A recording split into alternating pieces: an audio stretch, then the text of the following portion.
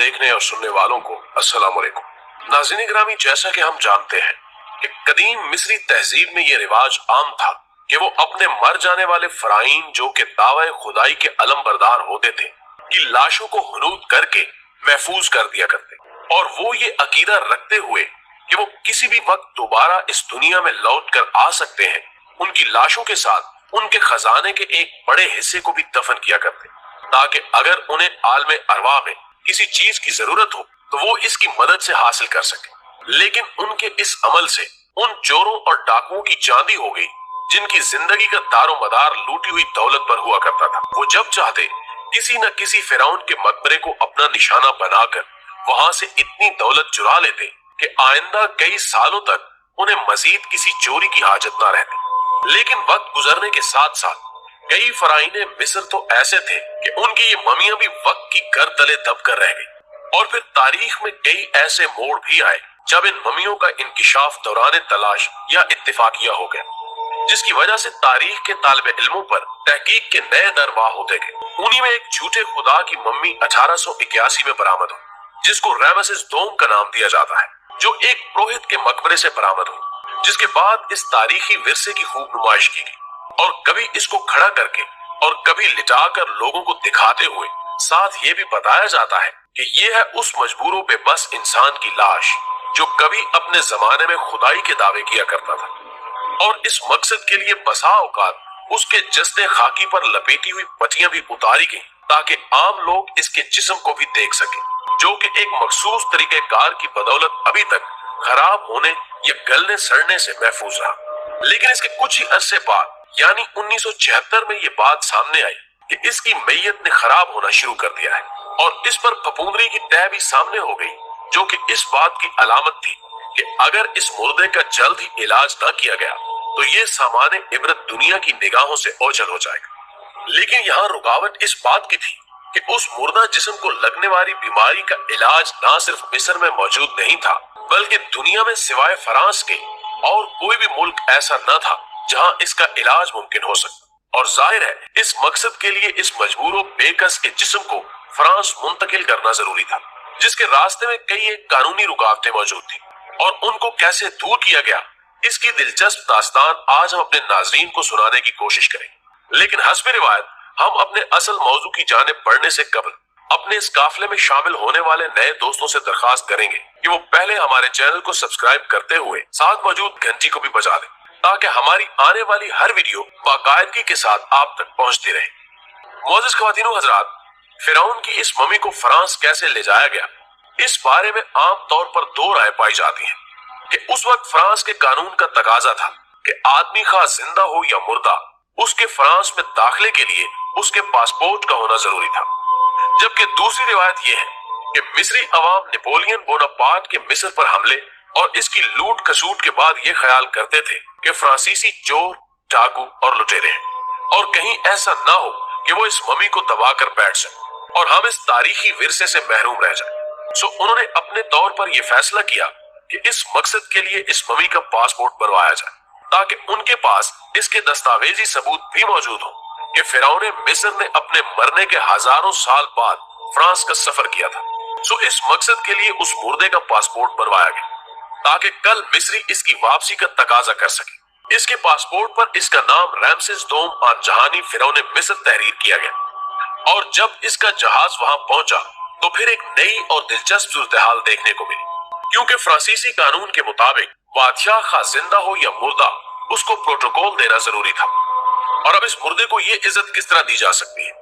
और फिर इस रस्म बद को पूरा करने के लिए इसके ताबूत को बाकायदा प्रोटोकॉल भी दिया गया, जो कि सरबराहाने ममलिकत को दिया जाता है ताकि कानूनी तकाजे पूरे किए जा सके। और फिर इसके बाद मुरवजा तरीकाकार के मुताबिक इस लाश का इलाज किया गया, जिसके बाद मिस्री अपने इस बादशाह को, जिसने सदियों कबल उनके आबाओ अजदाद पर एक झूठे खुदा की हैसियत से हुकूमत की थी, वापस मिस्र ले आए। बल्कि बाद साहिबाने अक्लो दानिश के नजदीक इस सफर में यकीनन कुछ ऐसे दिलचस्प मनाजिर भी तख्लीक किए गए होंगे।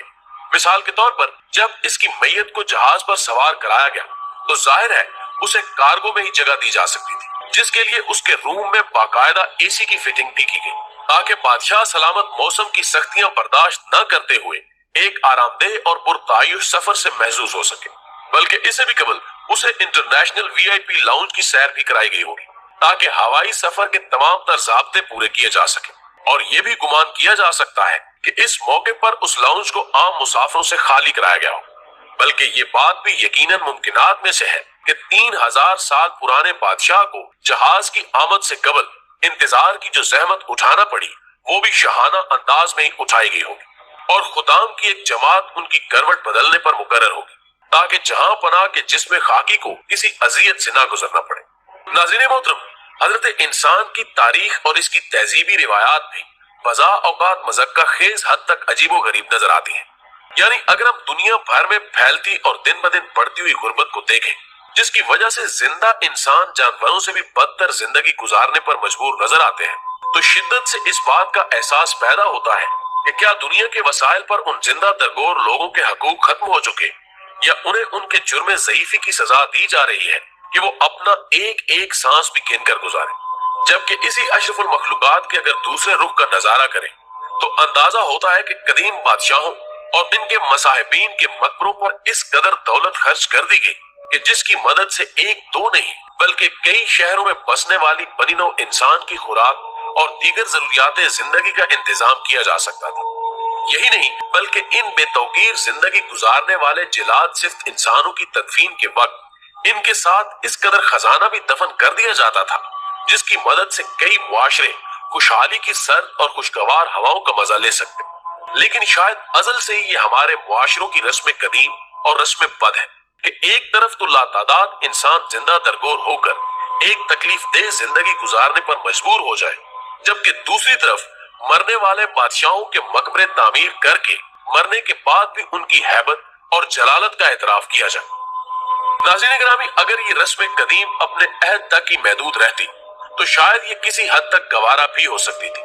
چونکہ وہ اس دور کا تقاضا تھا۔ لیکن ہم دیکھتے ہیں کہ انسانی استحصال کا یہ سلسلہ صدیوں بعد بھی جاری و ساری ہے۔ جیسا کہ اگر ہم صرف ہندوستان کی تاریخ پر نگاہ دوڑائیں تو یہاں پر موجود مختلف قلعہ جات جو کہ اگرچہ بادشاہوں کی ضرورت تھے، وہ بھی عمل کرنے کے لیے ہر حد پھلانگ کر اسے عالمی ورثے کے تحفظ کا نام دیا جا رہا ہے۔ لیکن ان مزارات کے بارے میں دنیا کے دانشور خدا کو کیا جواب دیں گے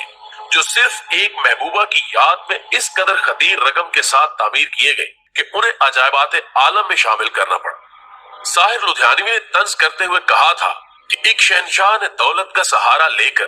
ہم غریبوں کی محبت کا اڑایا ہے مذاق۔ آپ شاہ جہاں کی چہیتی بیگم ملکہ ممتاز محل کے اس عالی شان مقبرے کو دیکھیں، یا ملکہ ہندوستان نور جہاں کے بنوائے ہوئے مقبرہ جہانگیر کو، ہر جگہ ایک ہی فکر بیمار کار فرمان نظر آئے گی کہ چونکہ یہ لوگ اپنے اپنے عہد میں شاہی کروفر کے مالک تھے، سو ان کا حق بنتا ہے کہ انہیں مرنے کے بعد بھی اسی پروٹوکول سے نوازا جائے۔ جبکہ ناظرین، یہ رسم کبھی صرف ہندوستان تک ہی محدود نہیں، بلکہ اگر آپ دنیا کے کسی بھی حصے میں چلے جائیں تو ایسے کئی لاتعداد مقبرے آپ کو ملیں گے جن پر موجودہ زمانے کے مطابق نہ صرف لاکھوں بلکہ کروڑوں ڈالر خرچ کیے گئے، بلکہ اب تک ان کی حفاظت کے لیے ان کے تعمیری اخراجات سے بھی بڑھ کر دولت خرچ کی جا رہی ہے، جس کو دیکھ کر بے اختیار توجہ جگر کے شعر کی طرف جاتی ہے کہ کامل راہبر قاتل راہزن، دل سا دوست نہ دل سا دشمن، عمریں بیتی صدیاں گزری، وہی ہے اب تک عقل کا بچپن۔ ناظرین گرامی، ہماری دعا ہے کہ اللہ رب العزت ہمیں جہاں مردہ لوگوں کی توقیر کرنے کا شعور عطا فرمائے، وہاں زندہ انسانوں کے حقوق پورے کرنے کی بھی توفیق دے، آمین۔ دوستو، ویڈیو پسند آنے کی صورت میں اسے لائک کیجئے، فیس بک اور واٹس ایپ پر اپنے دیگر دوستوں کے ساتھ شیئر کیجئے، اور کمنٹ باکس میں ہمیں اپنی قیمتی تجاویز سے ضرور آگاہ رکھیے گا۔ ہماری اگلی ویڈیو آنے تک آپ کا، ہمارا، ہم سب کا خدا نگہدار۔